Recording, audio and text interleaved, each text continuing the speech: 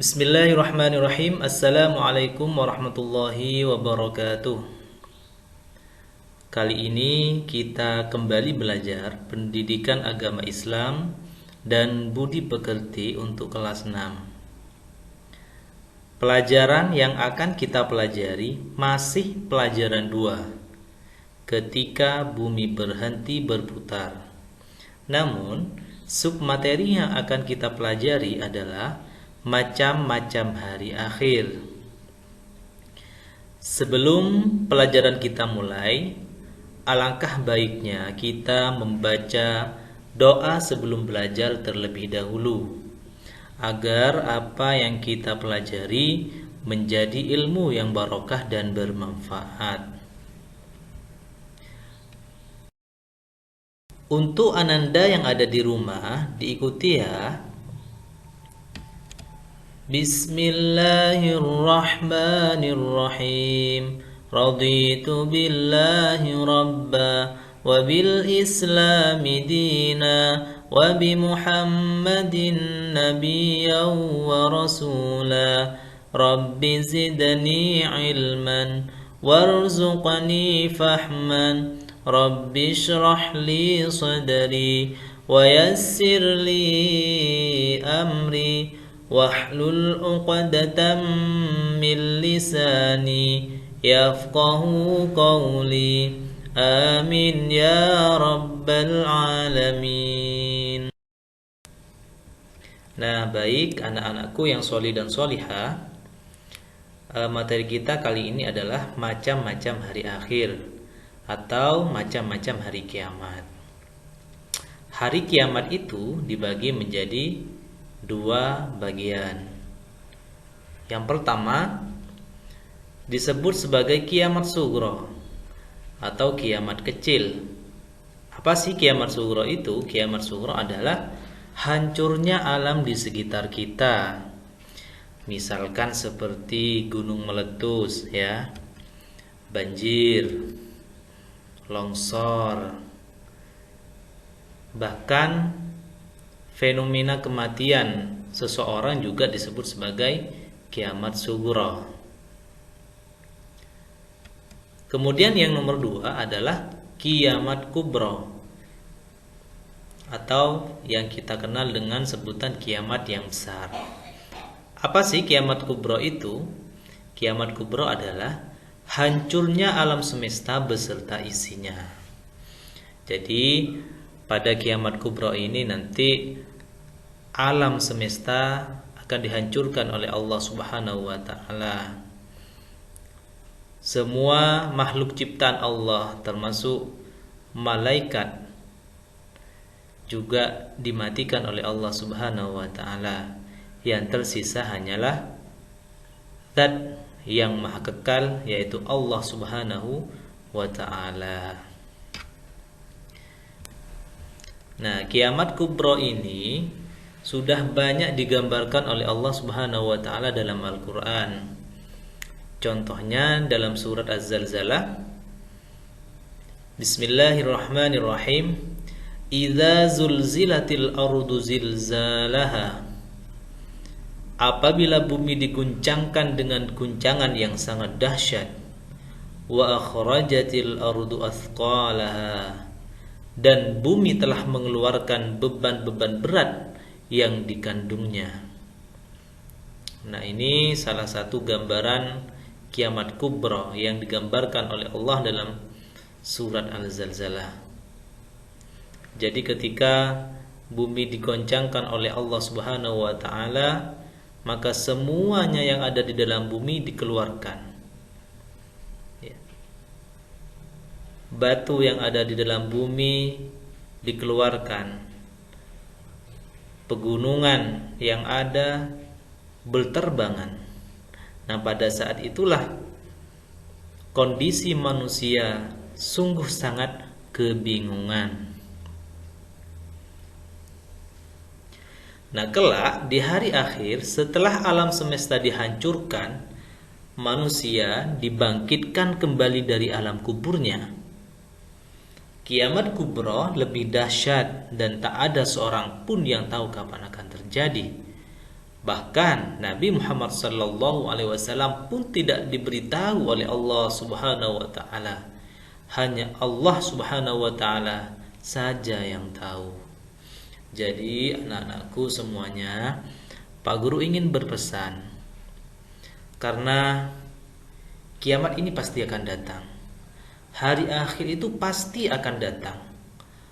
Dan kita tidak tahu kapan hari akhir itu atau hari kiamat itu akan datang. Kita tidak tahu.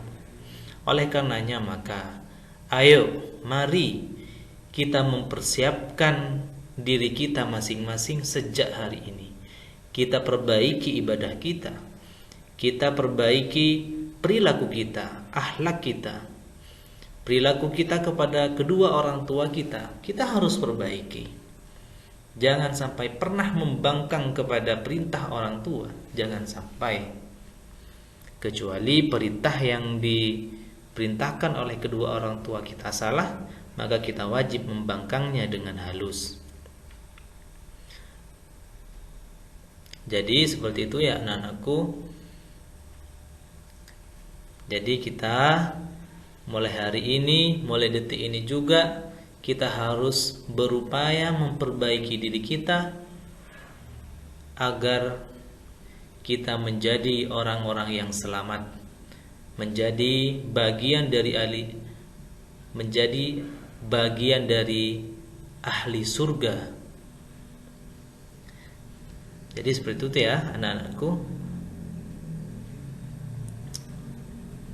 Nah baik anak-anakku, setelah tadi kita belajar tentang macam-macam hari kiamat, sekarang kita belajar nama-nama hari kiamat. Hari kiamat itu juga disebut sebagai Yaumul Ba'ats atau hari kebangkitan.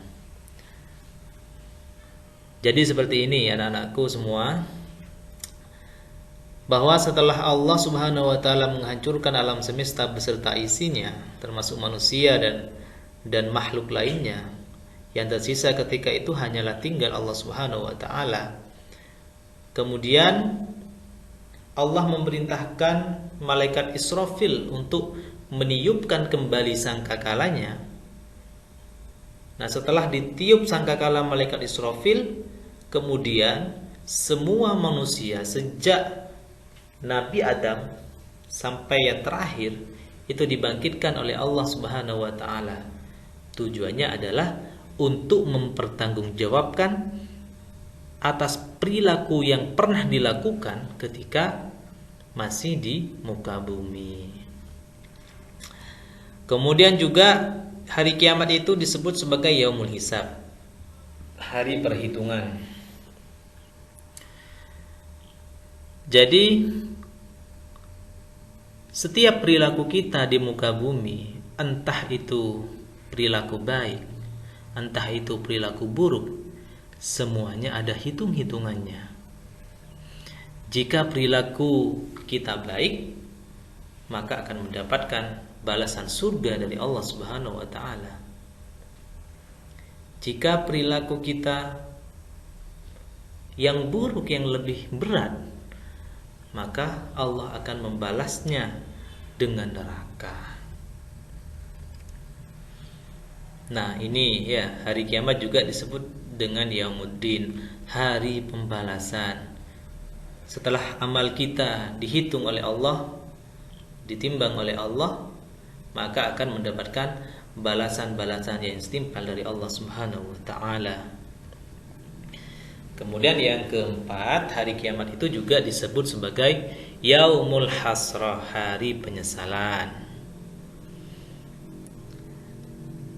Nah, kenapa disebut Yaumul Hasrah? Karena nanti setelah kita dibangkitkan oleh Allah Subhanahu wa taala, kita akan dikumpulkan di padang mahsyar ya. Padang mahsyar itu adalah padang penyesalan. Kemudian yang terakhir disebut sebagai Yaumut Tanad, hari saling memanggil ya. Orang tua memanggil anaknya, seorang anak memanggil orang tuanya. Pada saat itu, pada hari itu saling memanggil ya. Orang tua memanggil anaknya, kemudian si anak memanggil orang tuanya.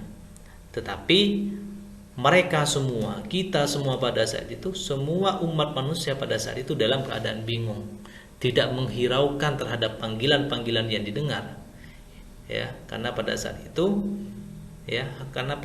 itu adalah hari pembalasan. Hari pembalasan terhadap apa yang pernah kita lakukan di muka bumi ini. Oleh karenanya maka sekali lagi Pak Guru akan mengingatkan, ya, tidak bosan-bosannya mengingatkan kepada anak-anakku yang solih dan solihah yang sedang belajar dari rumah, agar selalu meningkatkan ketakwaan kita kepada Allah Subhanahu wa taala, menjaga ibadah kita, menjaga perilaku kita, akhlak kita, interaksi kita terhadap sesama, interaksi kita terhadap lingkungan kita. Mari kita bersama-sama berupaya untuk selalu mendekatkan diri kepada Allah Subhanahu wa taala, agar nanti kita menjadi orang-orang yang beruntung, menjadi bagian dari orang-orang yang akan dikumpulkan oleh Allah Subhanahu wa taala di surganya. Amin amin ya rabbal alamin. Nah, alhamdulillah pelajaran kita pada hari ini sudah selesai. Mari kita tutup pelajaran ini dengan bersama-sama membaca doa sesudah belajar. Bismillahirrahmanirrahim. Subhanakallahumma wa bihamdika asyhadu an la ilaha illa anta astaghfiruka wa atubu ilaik. Walhamdulillahi rabbil alamin. Pelajaran pada hari ini kita akhiri. Pak Rosid ingin selalu mengingatkan kepada ananda yang solih dan solihah agar selalu beribadah kepada Allah Subhanahu wa taala, menjaga sholatnya yang 5 waktu, terus berdoa dan terus mengaji.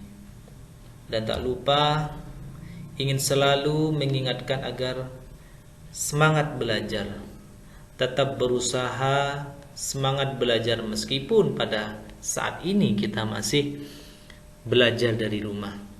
Tetapi kita tetap harus semangat belajar agar kita bisa mencapai cita-cita yang kita inginkan. Dan tak lupa juga agar anak-anak semua menjaga kesehatannya, karena dengan bermodal kesehatan inilah kita bisa beribadah, kita bisa belajar dengan baik.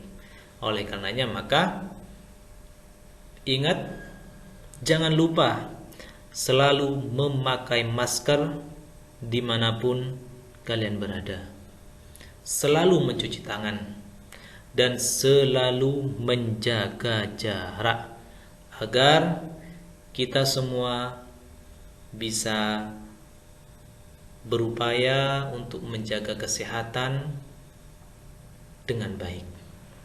Wabillahi taufik wal hidayah. Assalamualaikum warahmatullahi wabarakatuh.